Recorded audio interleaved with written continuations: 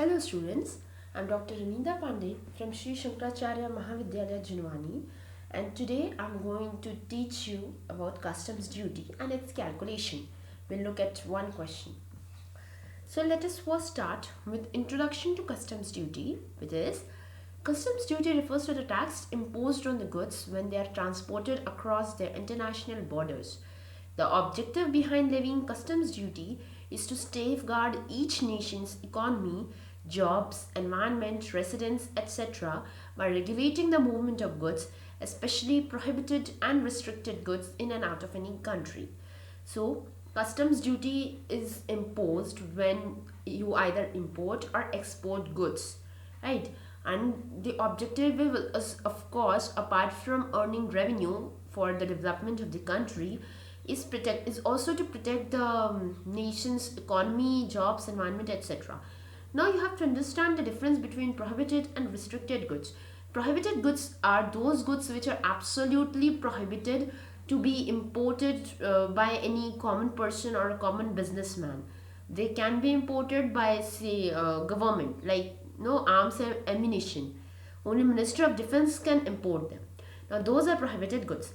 But whereas restricted goods are those goods which can be imported or exported, but they are subject to certain conditions, certain strict, I should say, strict conditions which should be followed or which should be fulfilled before importing or exporting them.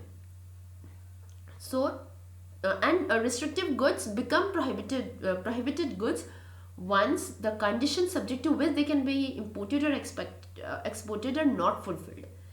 So that is the basic difference between prohibited and restrictive goods.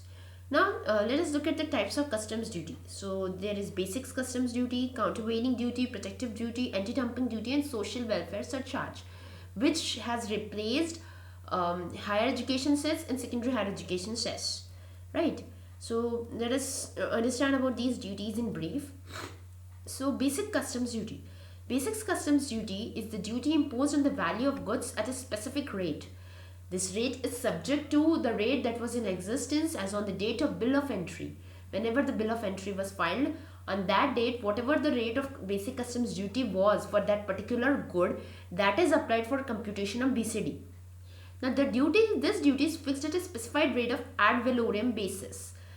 Ad valorem basis means the duty is based on the value of transaction.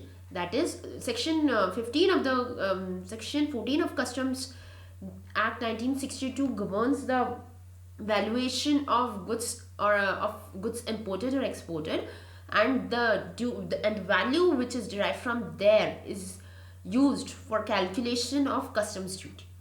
This duty has been imposed from 1962 and was amended from time to time, and today is regulated by the Customs Tariff Act of 1975. Now, Customs Tariff Act has two schedules. The first schedule has all the import duties, the rate of import duty for every specific subject to specific goods and goods, right? And as for export duties, they are contained in Schedule 2. The central government has a right to exempt any goods from the taxes, which is of course the very power of central government, which is then regulated by Parliament. Now second is countervailing duty. This duty is imposed by the central government when a country is paying the subsidy to the exporters who are exporting goods to India. Now, this is a very country-specific duty. Say, US is facilitating its exporters by subsidizing the goods being exported in the form of or giving any additional benefits to those exporters. And when that goods comes to India, it is cheaper than the same kind of goods that are produced by an Indian businessman.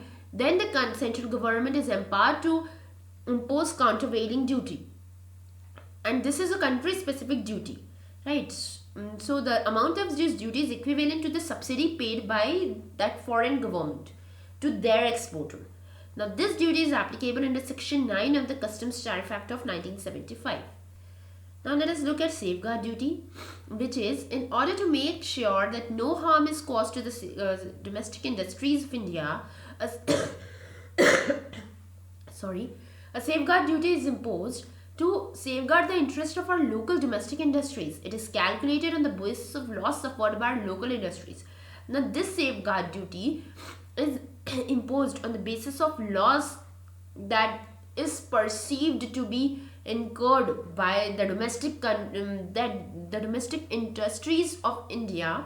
So this safeguard duty is product specific duty, whereas countervailing duty is country specific duty. Safeguard duty is product specific duty, and countervailing duty can also be product specific duty if, say, for only for a few specific product or for only one product, the foreign government is subsidizing the rate or the rate of export, right? So it can, countervailing duty can be both country specific duty and product specific duty, whereas the safeguard duty is only product specific duty. Now, anti-dumping duty. Often large manufacturers from abroad may export goods at very low price compared to prices in the domestic market. Such dumping may be with intention to cripple domestic industry or to dispose of their excess stock. This is called dumping. When large quantities of cheap material are dumped into domestic markets, that is called as dumping. And to prevent this kind of practice, which of course impacts the domestic industry quite severely, because they are not able to sell those products at that kind of cheaper rate, an anti-dumping duty is under section 9A of Customs Tariff Act is imposed. Now the very basic example of this dumping is China, right? So in order to avoid such dumping, central government can impose under section 9A of the Customs Tariff Act anti-dumping duty up to margin of dumping on such articles. If the goods are being sold as less than its normal value, levy of such anti-dumping duty is permissible as per WTO agreements. So anti-dumping duty, unlike the countervailing duty, is an exporter or manufacturer or trader or businessman specific as well as product specific. Countervailing duty is country specific as well as product specific. Safeguard duty is product specific.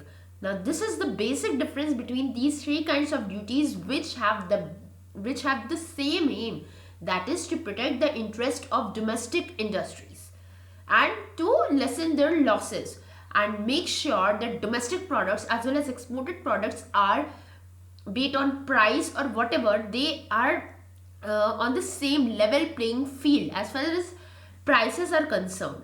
Of course, then there are differentiating factors such as quality, right? So these three duties ensure that the domestic products and exported products are on same level field as far as prices are concerned, and only differentiating factor shall be quality of the product, right? Now let us understand protective duty. Protective duty is recommended by Tariff Commission, which was established in the Tariff Commission Act 1951.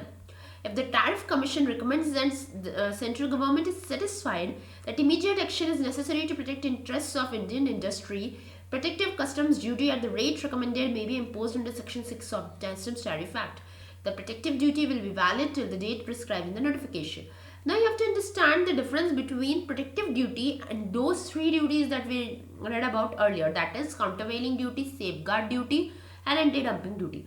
Protective duty is industry specific. When a particular industry in India, without any such reason as some foreign exporter is dumping large quantities of their product, or some country is doing foul by WTO's agreement and giving subsidy to its exporters to cheapen their rate, is not happening. Here what happens is, say a particular industry like say handicraft products, right?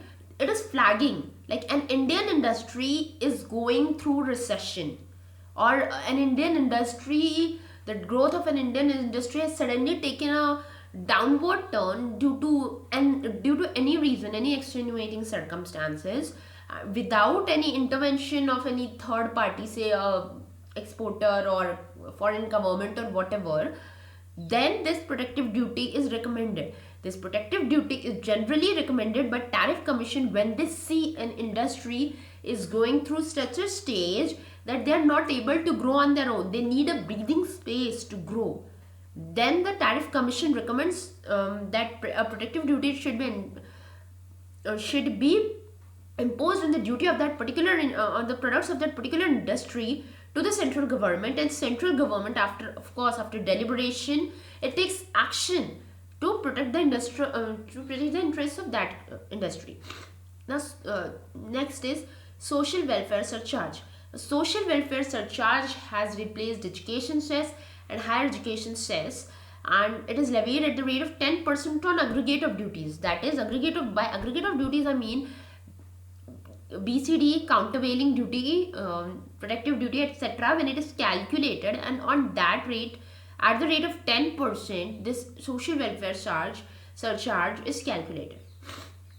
Now this was all about the duties, various types of duties in Customs Act. Now let us look at one question for understanding how this calculation is done. So here is the question. An importer has imported raw material from America at a cost of $50,000. Other details are as follows. Goods were packed, for which packing charges were $5,000. Goods were stuffed in returnable containers. Price of container is $2,000. Insurance charges $250. Sea freight charge $4,000. Importer has paid commission to broker in America who arranged the transaction $500. Rate of exchange is $1 is equals to rupees 60. Basic customs duty is 10%, and IGST, integrated tax under section. Now you have to understand that when goods are imported, IGST is levied on them, and IGST is levied on the value which is inclusive of customs duty. So when you arrive at the value after adding all the duties on the value of the product, all the duties and social welfare charge, that total is used for calculation of integrated tax under section 3 subsection 7 of CTA, that is Customs Tariff Act 1975. And now here it is written, ignore GST compensation cess. Now let's find customs duty payable. So the first is cost of goods including container. Now our good was priced at $50,000, right? So here it is. Now we'll add packing charges, which is the basic intention behind this adding this package charges and commission is you have to add all those expenses that the importer has incurred to get those goods to their present location and conditions. So cost of goods including container has been added, packing charges have been added, and commission has been added.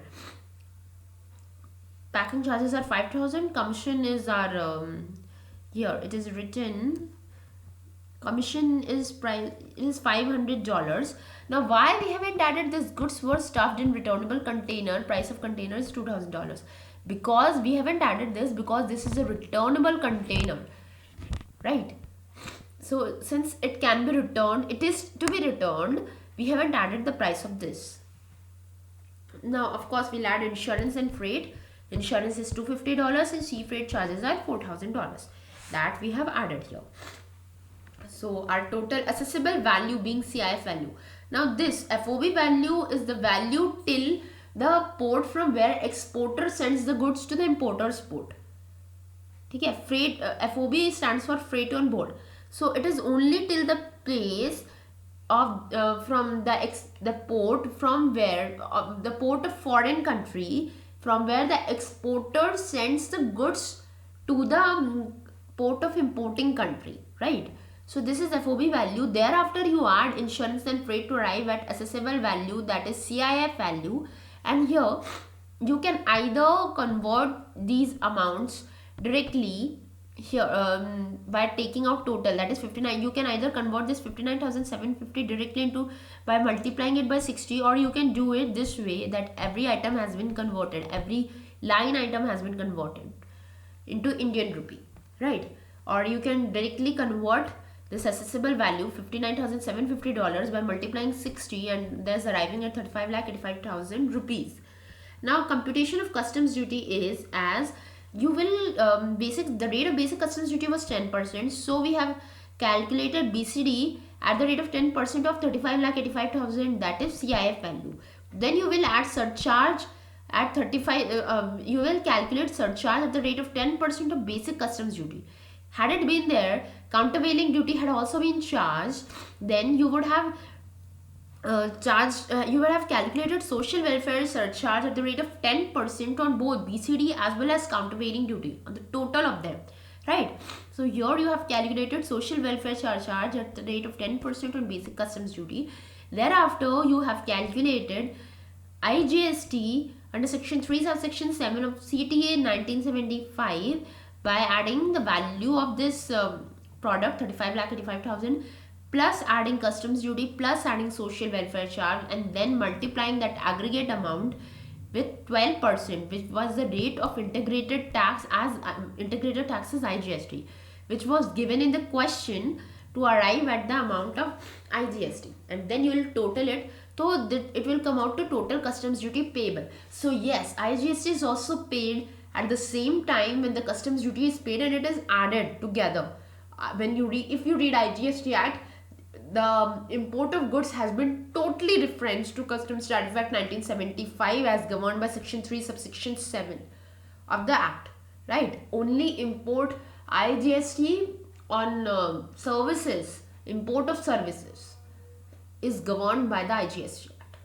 Okay, so this is how you will arrive at your total customs duty payable. This is paid at ICE gate, which is the interface of customs department for interacting with users. There you pay along with bill of entry you have filed earlier. So that is the entire process. This is how you arrived at the amount, and this is how you do the calculation. That's all for today. Thank you.